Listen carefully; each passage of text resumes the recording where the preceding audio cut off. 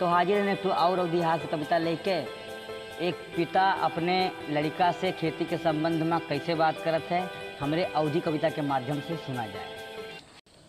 कहिए जेरा अटका रहा दुई लहरा कलियाँ बरसा रहा, कहिए जेरा अटका रहा दुई लहरा कलियाँ बरसा रहा, पच्छू खेतवा गोड़ दिहन बाबू बेवा छोड़ दिहन। कहिए जेरा अटका रहा दुई लहरा कलियाँ बरसा रहा, पच्छू खेतवा गोड़ दिहन बाबू बेवा छोड़ दिहन।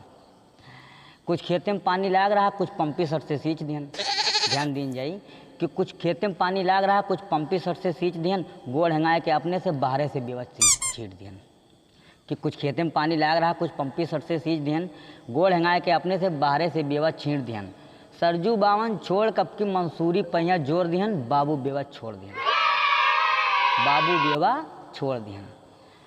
कि घर का धनवा अखुआन नहीं, या कई लाइन पे ध्यान दीन जाई कि घर का धनवा अखुआन नहीं हमहू का कुछ सुधियान नहीं, घर का धनवा अखुआन नहीं हमहू का कुछ सुधियान नहीं, तब की बोयन तो जाम नहीं यही से की मोल नहीं, बाबू बेवा छोड़ दिहन, बाबू बेवा छोड़ दिहन।